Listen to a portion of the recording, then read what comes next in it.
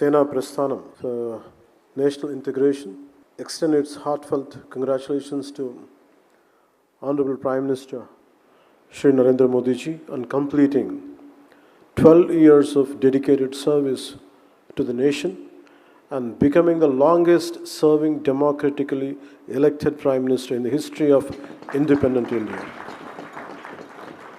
Under his visionary leadership, India has witnessed a transformational progress in development, good governance, national security, digital empowerment, infrastructure creation, healthcare, and the promotion of India's civilizational heritage and cultural values. His leadership has strengthened India's global standing and inspired confidence among millions of Indians. ఈ సేనా ప్రస్థానం 12 సంవత్సరాలు మోదీ గారిని longest serving prime మినిస్టర్గా మనం చూడటానికి కారణం we have to go back to our past. ఒకసారి మన గతం చూడాలి. ఒకసారి పాకిస్తాన్ నుంచి ఉగ్రవాదులు మన కమర్షియల్ క్యాపిటల్ అయిన ముంబైలో దాడులు చేసి 72 గంటలు ఉగ్రవాదం పిడికిల్లో ఇరుక్కుపోతే ఆ రోజు దేశం అంతా ఒకే ఒక ఆలోచన వచ్చింది ప్రతి ఒక్కరికి. అంటే ఒక పట్టుమని 10 మంది ఉగ్రవాదులు వచ్చి ఇంత శక్తివంతమైన ఒక మిలిటరీ సత్తా ఉన్న దేశాన్ని మనం బిగించచ్చా అంటే అది చాలా చాలా ఇబ్బంది కలిగజేస్తుంది. అంటే ఏంటి, దీనికి కారణం ఏంటి? Then there was a thought then. So India needs a very strong and robust leadership. I was in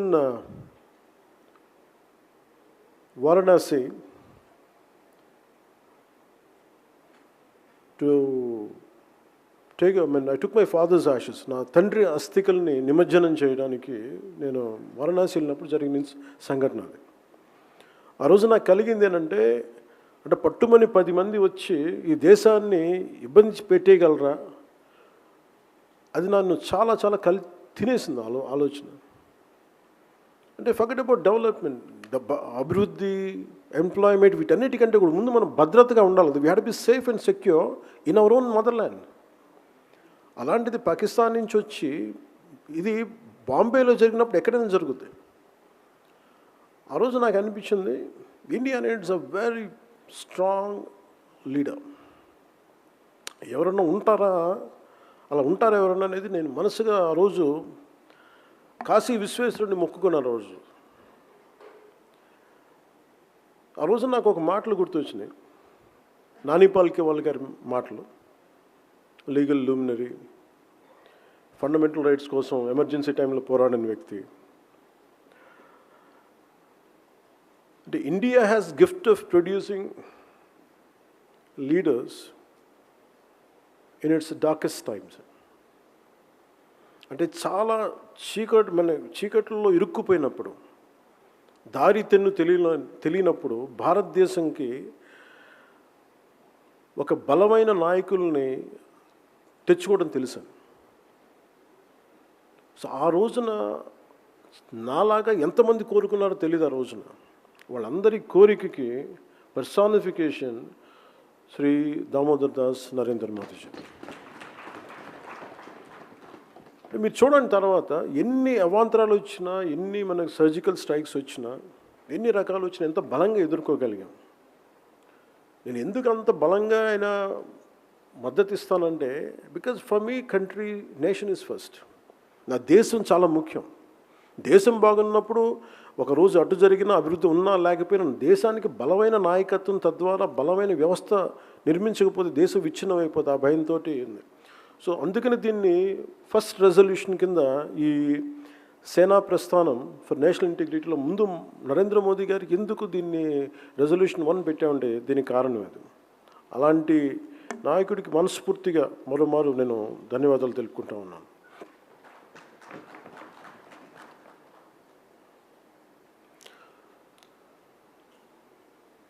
the resolution ఇందాక మనోహర్ జీ చెప్పినట్టు, నేషన్ ఫస్ట్ ఆల్వేస్, ఇందాక చెప్పిన continuity. Janasena party believes that nation interest must always take precedence over political interests, and that India's diversity in languages, cultures, and traditions is a source of strength that must be protected and celebrated. The convention resolves to work towards a strengthening national integration, safeguarding India's sovereignty and security, upholding constitutional democratic values, and firmly opposing all divisive forces that threaten the unity and integrity of the nation. Nation first, always. ఇందాక మన తనీష్ చెప్పినట్టుగా being a soldier sun, నువ్వు సైనికుడిగా యుద్ధం మీరు ఉన్నప్పుడు ఇంతమంది సైనికులు భారతదేశ సరిహద్దుల్ని గస్తీ కాస్తున్నప్పుడు, ఎక్కడో సియాచిన్ గ్లేసియర్స్లో ఎముకలు కొరికేసే చల్లో కాస్తున్నప్పుడు వాళ్ళని మనం నువ్వు ఏ జిల్లా నుంచి వచ్చావు, ఏ నెలలో పుట్టావు, ఏ భాష మాట్లాడతామని అడగం. నువ్వు ఇండియాని కాపాడుతావా లేదా, ఇండియా భద్రతను కాపాడుతావు, అదొకటే అడుగుతాం మనం వాళ్ళకి. మనం అదే సైనికుడు కుటుంబాలకి కానీ పిల్లలకి కానీ వచ్చేటప్పటికి నువ్వు ఏ ఊరు ఎక్కడి నుంచి వచ్చావు అనగానే ఎవరికైనా ఏమనిపిస్తుంటే మరి మాకు దేనికి చేయాలి సర్వీస్ అంతా అనిపిస్తుంది. దట్స్ వాట్ ఒక సోల్జర్ సన్, ఒక మిలిటరీ అధికారి కొడుకు, సైనికుడు కొడుకు ఆ మాట మాట్లాడుతుంటే ఇది మనందరం నిజంగా ఆలోచించాల్సింది.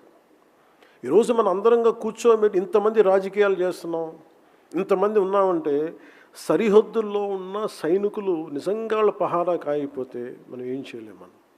సో అలాంటి సైనికులకి ఈరోజు మేము ఈవినింగ్ నివాళి ఎందుకు అర్పిస్తున్నామంటే, మీరు లేకపోతే మేము లేము. If Indian military is not there and this country would have gone, we can't even imagine what would be the future of this country. So that's the reason today, evening post this program, we're going to pay our respects to Indian military today. Before we move to resolution 3, crisis to confidence, a national party is not defined by number of states in which it contests elections. It is defined by whether it practices the same constitutional values in every state.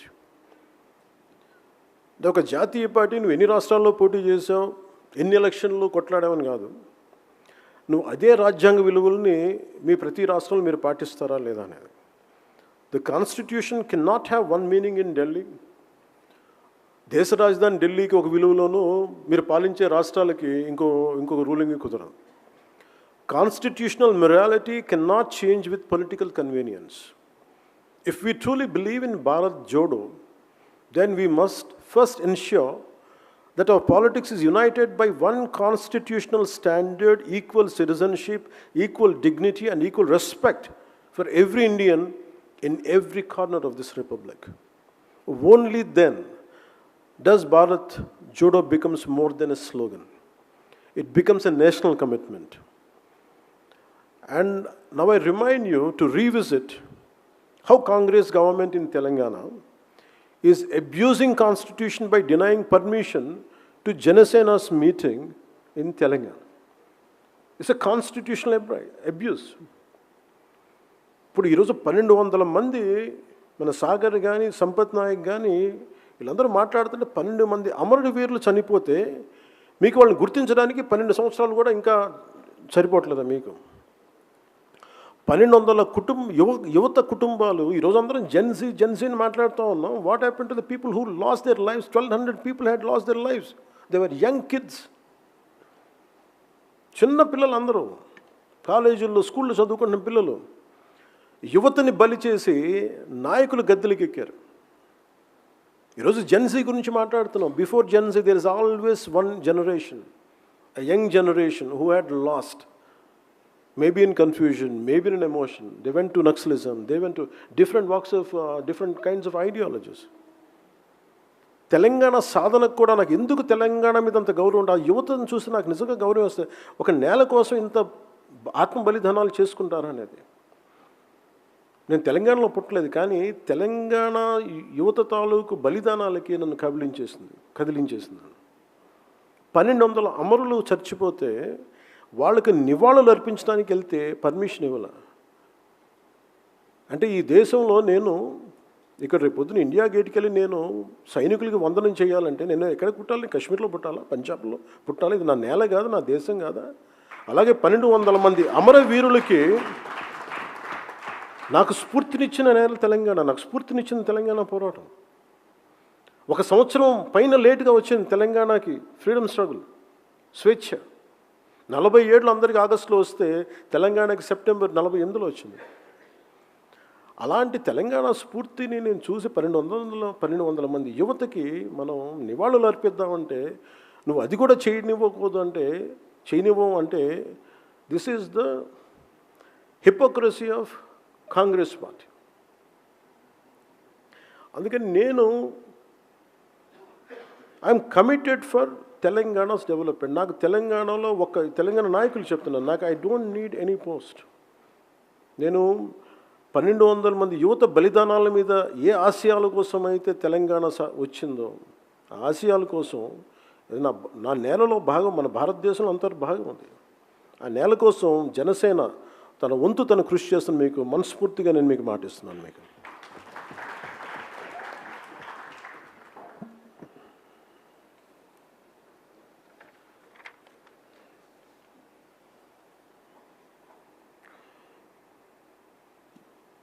అంటే from crisis to confidence ఇవన్నీ చెప్తుంటే, అంటే 2000 ఒక పార్టీని ప్రారంభించి ఒక పార్టీని 12 సంవత్సరాలు కేవలం ఒక 7 సిద్ధాంతాలతోటి కూర్చోబెట్టి బతికే సిద్ధాంతాలు అవన్నీ.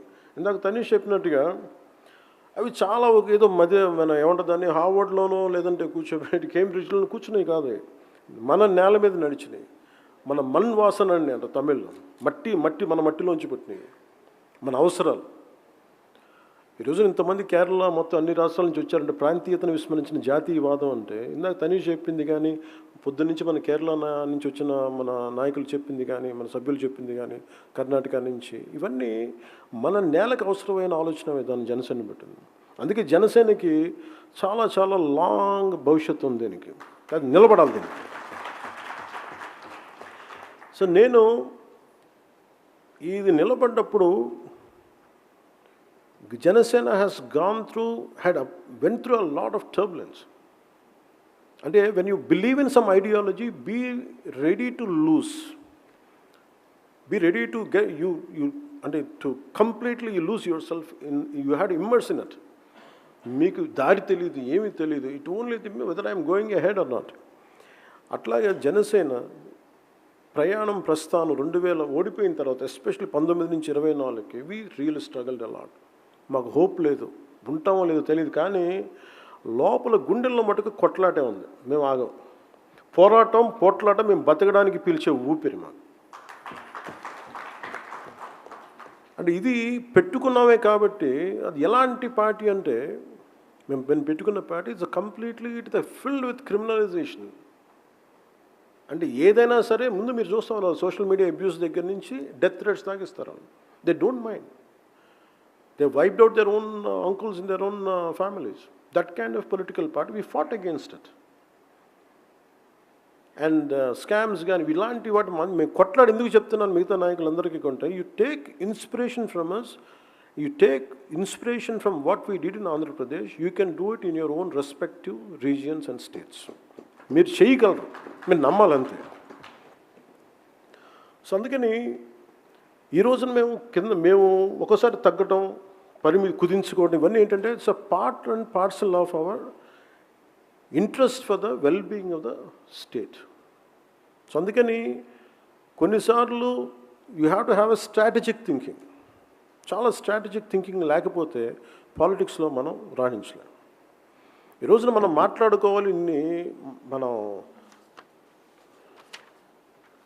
మాట్లాడుకోవాలంటే Janasena's 12 years of journey is a sacrifice, service and people's trust. We reaffirm that this journey represents a movement built on sacrifice, sustained through service and strengthened by the trust of the people. The core of Janasena remains rooted in perseverance and public responsibility. Janasena తాలూకు దేని మీద ఉన్నాయంటే దెబ్బతిన్నా కానీ విపరీతమైన సహనం, వదలం ఒకసారి పట్టుకుంటే. అలాగే బాధ్యత. We reiterate that Janasena is a political movement with a strong national outlook, one that deeply respects regional aspirations while remaining firmly committed to the unity, integrity and nation building of Bharat. అంటే ప్రాంతీయతని విస్మరించని జాతీయవాదం, భాష సంస్కృతిని పరిరక్షించే ఆలోచన విధానం, ఇవన్నీ కూడా that's why we are able to connect with Kerala, we are able to connect with Karnataka, we are able to connect with Maharashtra, we are able to connect with rest Tamil Nadu. It's only because we believe the diversity is a greatest asset of this nation. అందుకని that's what we firmly believe, that's what in resolution 4 it reflected. ఇప్పుడు ఇందాక నేను చెప్పినట్టు 1200 మంది అమరవీరులు చనిపోయారంటే వాళ్ళకి ఏ age పెడతాం చెప్పండి? Which generation they belong to? What you call them? Do you call them Gen Z or do you call them what you call them? Every generation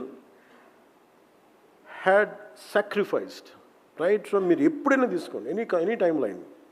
So Gen Z is not something new. Now this has become a fashion term. This is more than really intent to do something. This has become a fashionable term. A term to reach out to voters, a term to manipulate their emotions. For me, always I had seen, youth is the core building block of this nation. Youth is a core building block of this nation. Whether you call them Gen Z, Gen Y, Gen X, Gen Alpha, it doesn't matter what name you call it, but youth is a building block. అలాంటి youth ఈ రోజున ఒక కవి ఎందుకు ఒక 30-40 సంవత్సరాల క్రితం ఇందాక శిరీష్ గారు చెప్పినట్టుగా, why would a poet will say, యువతరానికి ఏ సంపద విడిచిపెట్టాం, యుద్ధము రక్తము కన్నీరు తప్ప, గాయాలు బాధలు వేదనలు తప్ప, కలలు తప్ప, పిరికితనం మోసం తప్ప. అంటే every time there is a generation of youngsters who had lost hope, and they lost in different ideological quagmire. ఇందాక మన సాగర్ చెప్తున్నట్టుగా, స్కూల్లోనేమో నాకు పేట్రియాటిజం చెప్పి ఇంటికి వస్తే కమ్యూనిజం ఉంది అంటే, that is an average individuals confusion. Let it be from Kerala till go to Kashmir, this is more or less the same. ఒకవైపు ఏమో పేట్రియాటిజం ఉంటుంది, ఒకవైపు తిరంగాకి దండం పెట్టాలి, ఒకవైపు వందే మాత్రం మాట్లాడాలి. There is also divisive approaches in different aspects. So this is always a confusion to any individual right from when I was an youngster and even to current generation. అందుకని the only thing which holds this youth is be aware of yourself. Don't get caught up in fancy ideologies, and it is a trap. You make decisions by yourself. The greatest weapon is not being fought on a roadside, on grassroots side, at a realism, at a ground level. They are being fought with your mind in the name of social media. Social media ni ela vadutunnarante, they are saying that they are playing a very divisive battle with your mind. The Gen Z anna కూర్చోబెట్టి current generation has to rethink, re-evaluate. Delhi had seen umpteen number of protests. Kani, real protests, even if I look at Arab Spring, entire youth road medaku vacharu, bayataku vacharu. But who won the elections? It is not youth. It is conventional political parties who had won it. They know how to capitalize and how to capture your energy and take it to the logical end. Youth eppudu gelavu. That's why youth has to associate with a great logic and commitment. Antegani blindly don't follow someone comes with certain fancy names today and don't fall for them. This is very, very important in the current day context. Even when I was young, I too had a great deal of anger and restlessness within me. But I learned an important lesson. Nothing changes through anger alone. However, when that same anger is given the right direction, it becomes a force capable of transforming society and the nation. Enduku cheptunna ante, it's like the kind of, you imagine, take an example of crude oil. If it is refined and processed correctly, it becomes fuel that powers the world. If not, it remains a dangerous source of destruction, maybe a material which could never know its true potential. That's why I urge young people, do not follow any individual leader or political party blindly. Read, learn, question, Develop your own understanding and perspective, which is very, very important. You go to Delhi, come to Delhi, visit Rajghat, visit Rajpath, visit Kartavyapath, walk through the memorials of our freedom fighters, read about Bhagat Singh, read about Chandrasekhar Azad, read about Netaji Subhash Chandra Bose, read about Dr. B.R. Ambedkar, read about Sardar Vallabhbhai Patel, read about Mahatma Gandhi ji. Remember, India's future will not be built by those who make the most noise. It will be built by young people who think deeply, understand responsibly, and act with purpose. Shahid Bhagat Singh once said, "The sword of revolution is sharpened on the whetting stone of ideas." Let your energy be guided in the right direction, channel your passion into constructive action, and contribute to nation building. And this is where truly your goals could be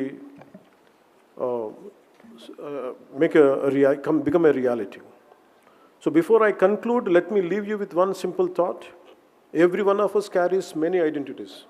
అంటే నేను ముగించబోయే ముందు ఒక ఆలోచనతోటి నేను చెప్తా ఉన్నాను. మనందరం విభిన్నమైన ప్రాంతాల నుంచి రావచ్చు. We might have many identities. We belong to different families, speak different languages, from different traditions and come from different regions. భిన్నమైన భాషలు కావచ్చు, భిన్నమైన ప్రాంతాలు కావచ్చు, భిన్నమైన సంస్కృతులు కావచ్చు.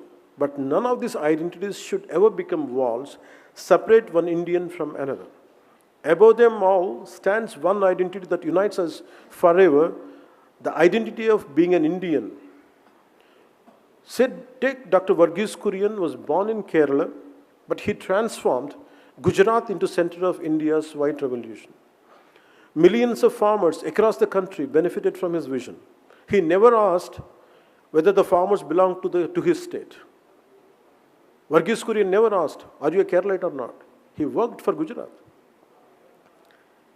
E. Sridharan, another son of Kerala, transformed urban transport across India and gave Delhi one of its finest metro systems in the world. Sir Mokshagundam Visvesvaraya, born in Karnataka, played a significant role in development of Hyderabad after the Musi floods. His engineering genius strengthened regions far beyond his birthplace. Great builders never allow geography to limit their contribution. Mokshagundam Visvesvaraya garu వచ్చినప్పుడు నువ్వు ఆంధ్రవాడివా తెలంగాణవాడివా అని అడగల. నువ్వు అడిగింది మాకు ఇది కావాలంటే Musi flood management చేయంటే whether you have the capability or not. So ఇది last few decades I think slowly we're missing the spirit. Before we belong to Andhra Pradesh or Telangana or before we belong to Karnataka, Tamil Nadu or Maharashtra or any other state in the India, before we belong to any caste, before we belong to any religion, before we belong to any language, we belong to India or motherland, Bharat. One constitution, one citizenship, one republic, and one shared destiny. Let this be the message that travels from Delhi to every village, every town, every university, and every home across our nation. Let this be the spirit of Janasena. Let this be the beginning of Sena Prasthanam. Let this be our collective pledge to strengthen the unity, integrity, and future of Bharat. May our republic remain strong, Bharat remain solid, may our democracy remain vibrant, may our civilization continue to inspire the world. Bharat Mata Ki Jai and Jai Hind.